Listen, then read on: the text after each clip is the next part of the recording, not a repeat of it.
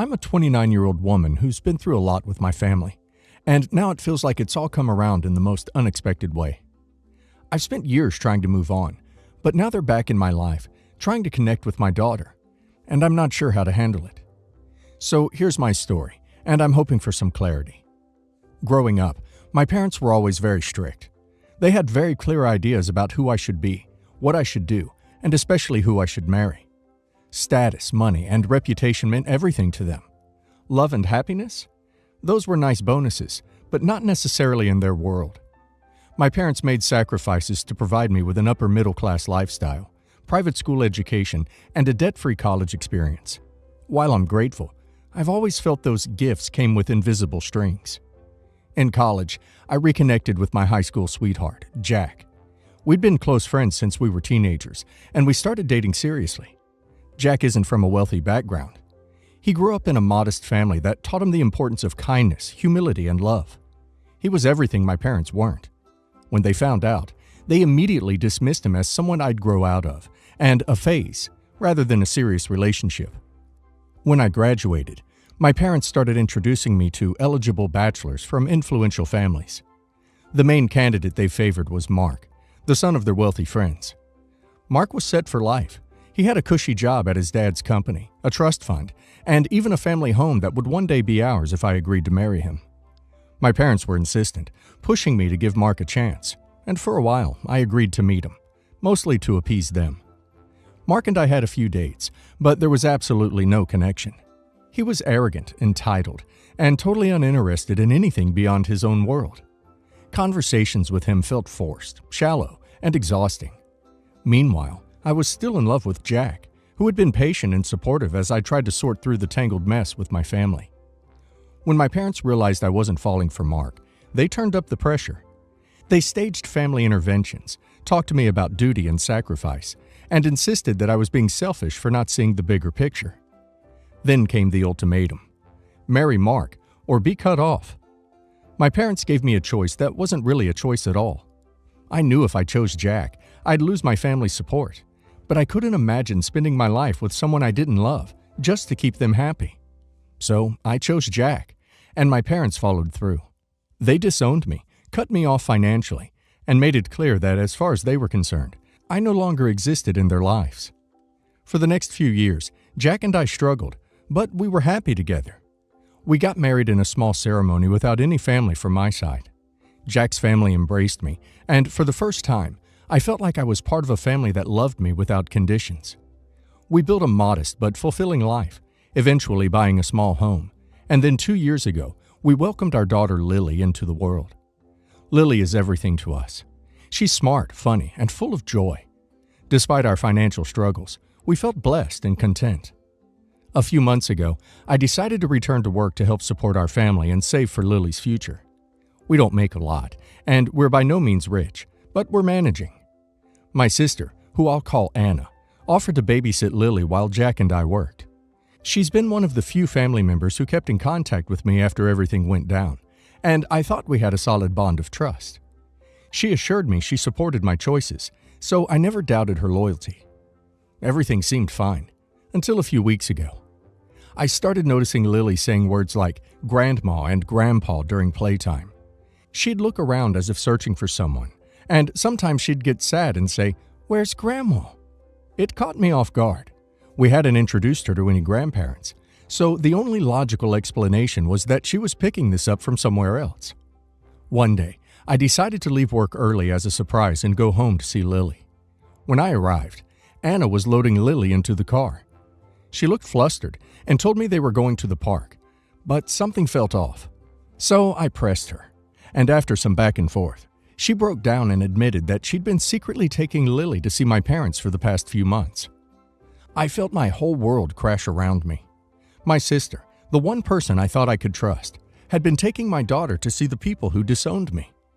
The same parents who hadn't reached out to apologize or acknowledge the hurt they'd caused me were now sneakily inserting themselves into Lily's life. I was furious. I told Anna to leave my house and that she was no longer welcome there. After taking some time to cool off, I decided to confront my parents. I called them and, without holding back, let them know how hurt and betrayed I felt. Their initial reaction was to justify their actions. My mother claimed they deserved to know their granddaughter and that I was being petty by keeping her away. My father chimed in, saying that it was time I stopped being selfish and thought about Lily's future.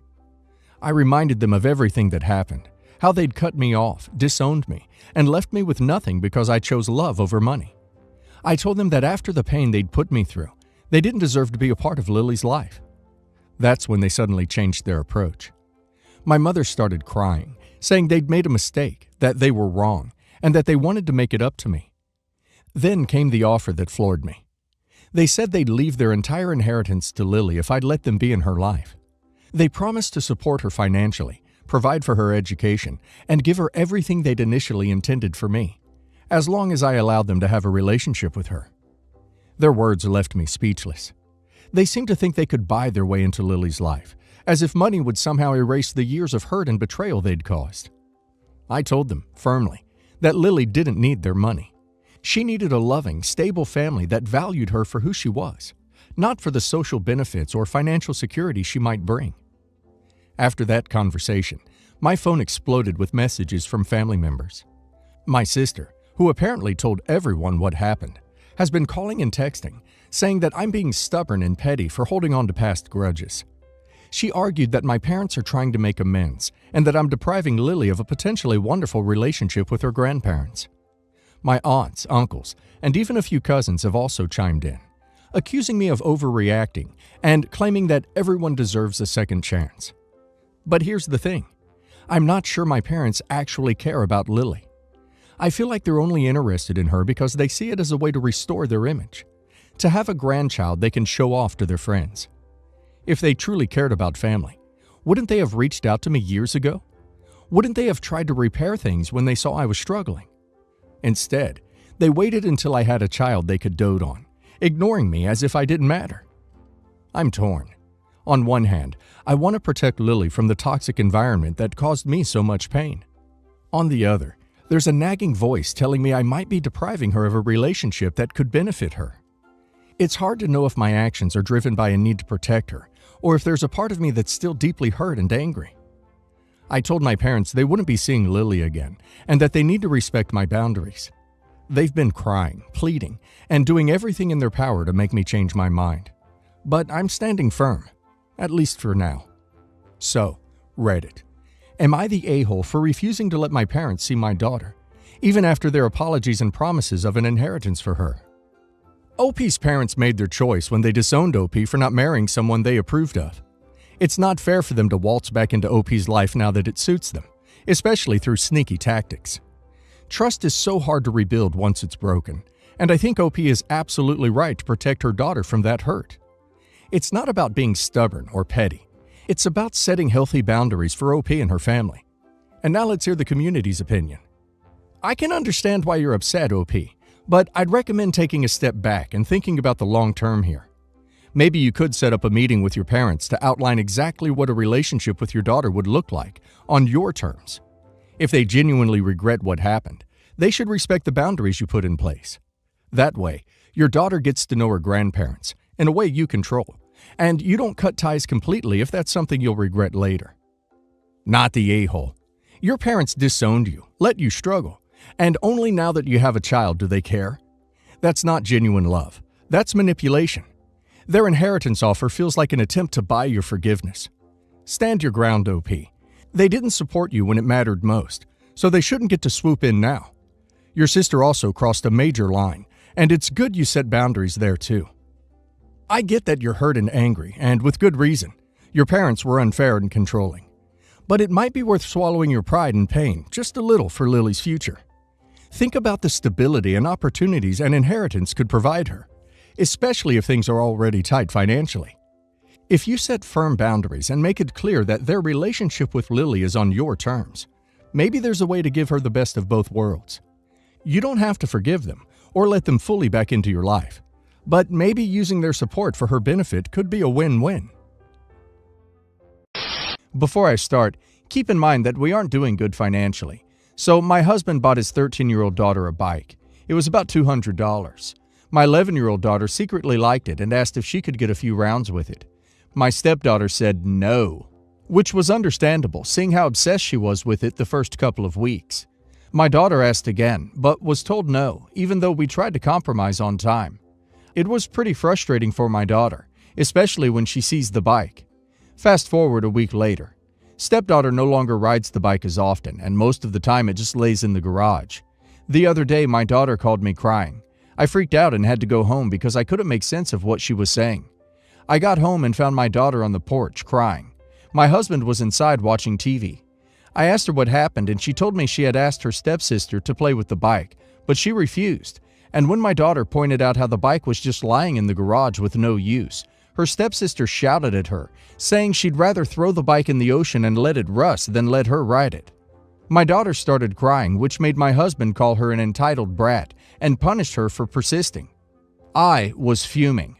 I confronted him and he casually said, "My daughter should not feel like she has to share what she has with anyone. It's her bike, and if, my daughter's name, want a bike so bad and you think she deserves it, then go ahead and go get her one." I said, "Damn right I can, and I will." I took the money I saved up to buy him a gift, a watch, for his upcoming birthday, and bought a new bike for my daughter and let her pick the color. Not gonna lie, after seeing her sad for weeks, I felt happy for her. My husband and stepdaughter just watched, but when my husband asked where I got the money and knew it was his birthday gift money, he flipped his crap. He yelled, saying I shouldn't have touched his gift money, and said that I promised him, and he already told his friends about the watch. I told him about how he let his daughter treat mine and encouraged the attitude she had about the bike. He got more upset, saying I was punishing his daughter through him, and that by my own admission, he'd done nothing wrong other than get his daughter a bike. I said I no longer wanted to argue, but he never stopped berating me. Even went as far as to say that I stole the watch money and threatened to exclude me from his birthday. I spent $200 on my daughter's bike, and only $50 was left from the watch savings. Your husband flipping his crap. Who's an entitled brat now? Not the a-hole. I'm gonna say not the a-hole in regards to getting your kid a bike. A grown adult can deal with not having a watch, so a child is treated equally in the family. Both kids should have a bike since it's a sign of independence and great exercise. The way your husband talks to you is not respectful, but I do think the stepdaughter is allowed to say your child cannot ride her bike. We don't expect adults to let us drive their cars just because we like them. We should allow children to have the same control over their belongings. The daughter could never ride it again, and it would still be her bike. The best solution is to get both kids bikes, and it doesn't become an issue. I, 37 female, live in Japan for 7 years. I met my ex-husband. We got married and had a son, Finn, 10 male, who has dual nationality. After the divorce, by decision of my ex, I became a single mother, so I returned to my home country with Finn at just 3 years old. I married Harry, and he has a son from another marriage, Sam, 12 male, who has 50-50 custody with his ex. I've been living with Harry and his son for 2 years. We share our expenses proportionally. I get twice his salary. Finn and Sam have a great relationship. Sam and I have an okay relationship, as his mother tends to be complicated when I try to bond with him. Situation. It's been almost 3 years since Finn expressed the desire to know his native country. Since his whole life, I encouraged him to speak Japanese when it's just the two of us. I'm fluent. And it's been about 6 months since I managed to take a long vacation to spend 3 or 4 weeks in Japan with Finn on his school holidays. It's an expensive trip, honestly, since we're going to visit several cities, etc. I know Sam is a big fan of Asian culture, specifically Japanese, and I feel like he was in the mood to go. I sat down with Harry, my husband, talked about Sam going with us, and that I could be responsible for taking care of him if Harry and his mother paid his share. To be based, me and Finn will be $17,000 in expenses with airfare, hotels, and food, converted. Or pay at least 60 to 70%, and I would help with the rest. Despite being a special moment for Finn, I think it's worth taking them both, because it's a wish for them, and Finn is excited to have younger company. Harry said he couldn't afford all of it. He even considered sharing the expenses with me. But Sam's mother said she wouldn't allow him to travel alone with me, even though I said I would help if it was really financial reasons.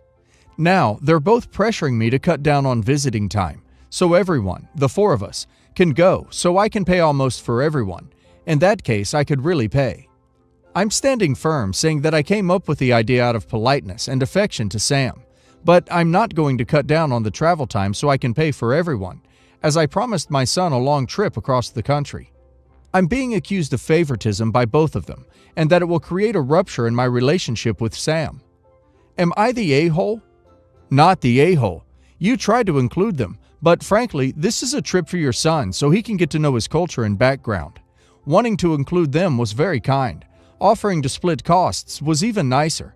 You don't need to sacrifice this experience for your son because they cannot come. Not the a-hole. Can't your husband and stepson go for a shorter period of time, and you and your son continue on? This gives everyone some we time and alone time with parent. My fiancée and I found out she was pregnant June 2019, and our daughter was born shortly after in October. When she was delivering, her mother convinced her not to put my name on the baby's documents, as they wouldn't allow us to leave with our daughter unless I paid the expenses up front. Either having faith in her mother or with clouded ability to think due to painkillers, she did as she was told. And soon after we had moved into our new place and began to settle in as a family, her folks pressured her into coming back to her mom's to help as her mother was ill, which we thought would at worst be a short-term thing.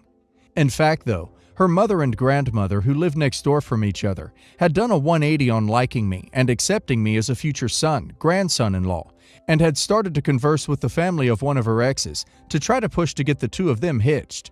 And once she was back, they strong-armed her into staying by restricting her vehicle usage, among other things, such as threatening to have the baby taken away for whatever reason, either by CPS or the family of his ex, who is supposedly fairly wealthy. Also, while I'm not sure I could get her to openly admit it to anyone else out of fear, it seems threats implying violence have been made against her by one party or the other. I.e., if you don't do as you're told, something might happen to you, then the baby will go where it belongs anyway. It wasn't until some time after this first occurred, where they pushed her into coming back to her mother's in December 2019, that I became aware of the fact that I had not been put on the birth certificate, and since, I've been trying to figure out my best course of action. From what I can tell, there should be no reason the baby could be taken away from her, as in she has no criminal records or history of alcohol use, and is a well-rounded and stable individual. That aside, I want parental rights to my daughter, even if it were to come at the expense of child support, if for nothing more than to assure my fiancé that even if her family were to somehow try and have our daughter taken, that I would be first in line to get her before any other party. My fiancé wants me involved in our daughter's life, and furthermore, still wants to be with me, and she tries her hardest to visit me often, albeit she's only been able to manage maybe a day or two each month since they moved her back to her mother's on average. But I'm afraid if I can't provide a situation in which my fiancé knows our daughter will be safe and not at risk of being stolen from her, she will never have the spine to stand against her family or her ex's family and walk away. Any help or advice would be greatly appreciated. This is getting a little nuts. You need to go file for paternity and custody of your child and get the kid out of that house. The mother of the baby obviously has no ability to make good choices for herself or her child. You need to take action. She tries her hardest to visit me often, albeit she's only been able to manage maybe a day or two each month. That isn't how adult life works. The mother has decided to raise the child by themselves and is pushing you out. Either you file for custody or likely lose contact with your child. I feel like there's some background story we're not getting here, but the mother does sound like a control freak who is not acting in the best interests of her daughter and grandchild. Are they part of some community where it's seen as normal for parents to decide who their children get married to and be that involved? Why the sudden change in your mother's attitude towards you? And did that happen before or after she got pregnant? I would get a family lawyer, as others have said here. You are dealing with very manipulative people who are not only trying to remove your parental rights, but also threaten to remove your fiancé's using threats and coercion. Who knows what story they are going to make up if you try to approach them? Lawyer up. While the background story is short-handed, there isn't a lot of detail I can supply. I don't think it's a matter of being normal for them to be deciding anything for her, but from what I've gathered, this sort of thing, the belittlement of her decisions and family always stepping in and ordering her around, has been the status quo her entire life. As for the change of heart, I have no clear understanding, and from what she's told me, her family won't come out clear-cut about it either. In fact, to her face, they will generally say things along the lines of, I really wish you guys could just be together, and the likes. But at the same time, when we recently took our daughter to meet my parents, my fiance's grandmother made the comment of, well, don't go trying to make a habit of this sort of thing.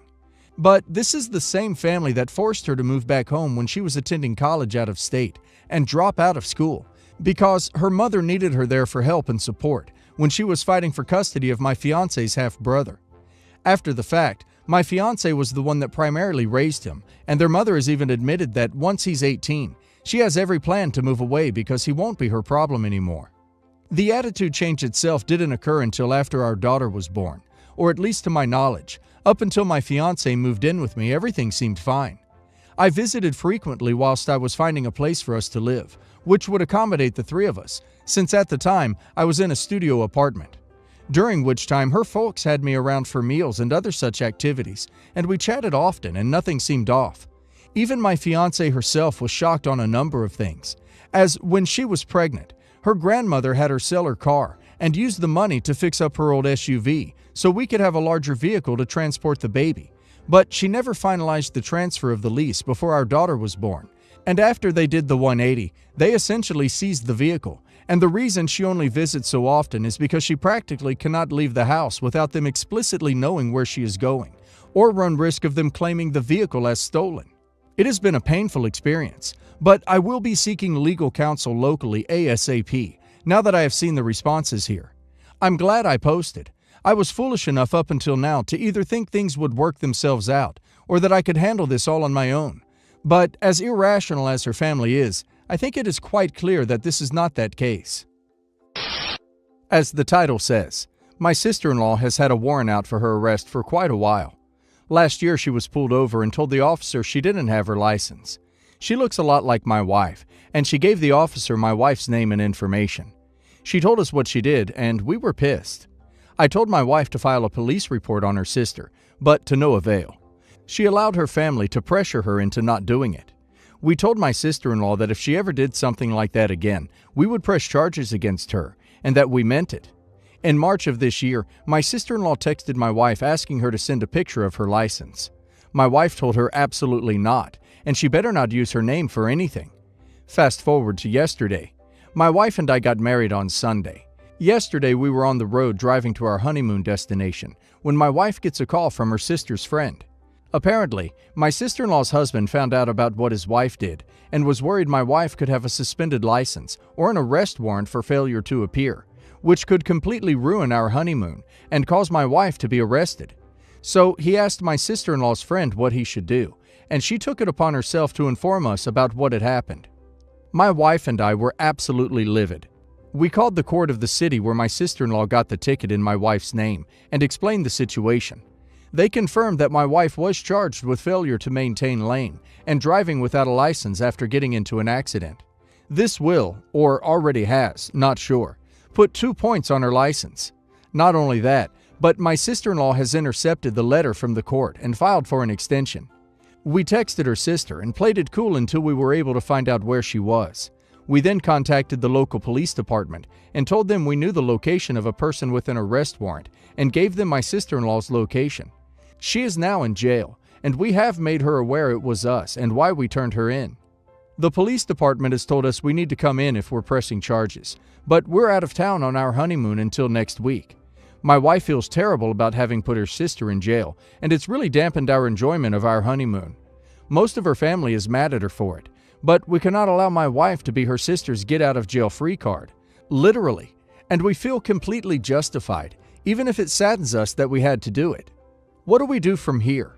Will my wife still have to appear in court to face charges she didn't acquire?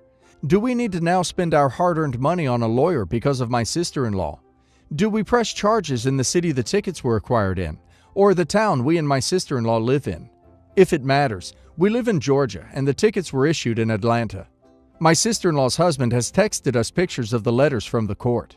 My wife has people who can confirm that she was nowhere near Atlanta at the time the ticket was issued. As you describe it, your sister-in-law has committed multiple crimes. Whatever family pressure there may be to be lenient on the sister is irrelevant. Your wife needs to talk to a criminal defense attorney ASAP. The police will need to be involved for sure, but talk to an attorney first. Also, your sister-in-law committed these crimes, not your wife. Feel free to throw that fact into the face of anyone in your wife's family that may try to blame your wife for your sister-in-law's troubles. First of all, your wife didn't put your sister-in-law in jail. Sister-in-law did that by first breaking the law, and then by trying to put the blame on your wife. Hire a lawyer to deal with the case instead of your wife, and then sue sister-in-law for the cost in small claims court, taking a copy of the final ruling with you as evidence. You should cooperate with the police when you return from your honeymoon, and it might be a good idea for you to do the driving until this gets taken care of. Some states will suspend driver's licenses for this kind of thing.